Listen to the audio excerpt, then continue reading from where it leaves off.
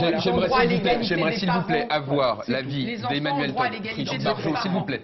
Emmanuel Todd, est-ce que, alors bon, je vous vois très stoïque s'il vous plaît, est-ce que ce à quoi on a assisté hier dans la rue, c'est une reprise en main du politique, c'est une action citoyenne, quelle est votre analyse? Je suis très embêté, je suis presque surpris d'être ici parce que j'ai une vision très peu passionnelle de ces choses. C'est très sérieux, hein. Je suis anthropologue et le mariage, c'est dans les tréfonds de la société. C'est pour ça que nous vous avons invité dans votre livre. Un chapitre entier est consacré à la famille. Donc, avec mon ami Hervé Lebras, on sort d'un livre dans lequel on étudie l'évolution des mœurs, qu'on prend très au sérieux, presque plus au sérieux que l'économie. On étudie la distribution dans l'espace des évolutions en fonction des régions, de tradition catholique, de tradition laïque.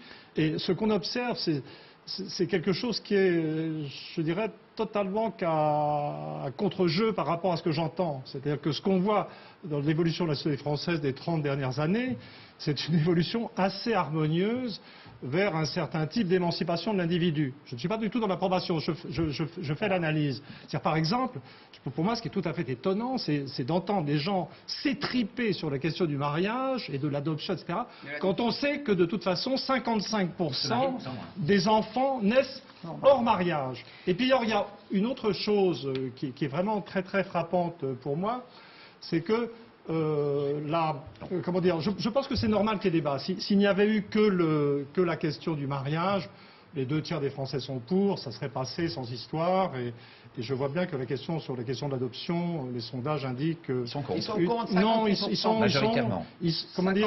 sont complètement partagés. Mais la question, je termine, j'essaie de dire ce que l'histoire, l'anthropologie et la sociologie de la religion peut apporter.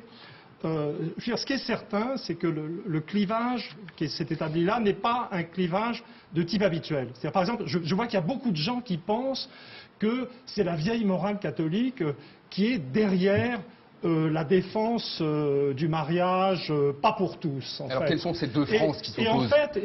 Et en fait, je veux dire, ça n'est pas ça. Je veux dire, parmi les régions qui acceptent le mieux les enfants naturels, il y a beaucoup de régions catholiques et on sent, comment dire, et en vérité maintenant les bastions du Parti socialiste sont pratiquement en région catholique, les bastions de la droite sont en zone laïque. D'ailleurs, vous êtes député de la Drôme, oui. Donc vous êtes au cœur du pays mécréant qui se contrefiche de la morale religieuse.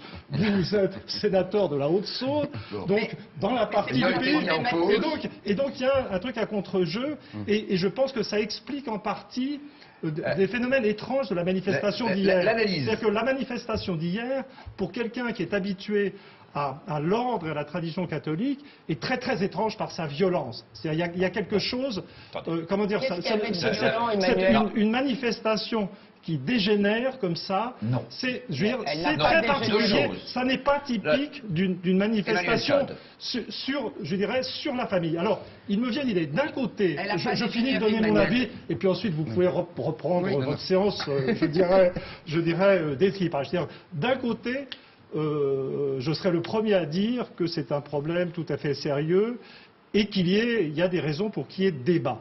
Mais d'un autre côté, il me semble que la violence, y compris dans l'affrontement là, c'est même pas la peine d'aller regarder la manifestation, et quelque chose, je sens, ayant beaucoup travaillé avec mon copain Lebras sur les mœurs, une évolution qui est, je dirais, plutôt harmonieuse, je trouve quelque chose d'artificiel et d'exagéré dans l'affrontement. Et je me demande si en fait, ce qui se passe un peu dans ces manifestations, c'est pas plutôt, on analyse aussi dans le bouquin la crise de la représentation politique, la crise de la droite et la crise de la gauche, mais plus encore la crise de la droite, et je me demande quand même si la droite, je parle pas en partisan, n'est pas en train de chercher dans ce problème, je dirais, une sorte de ressourcement identitaire, parce qu'elle est très désarmoire. Il y a une chose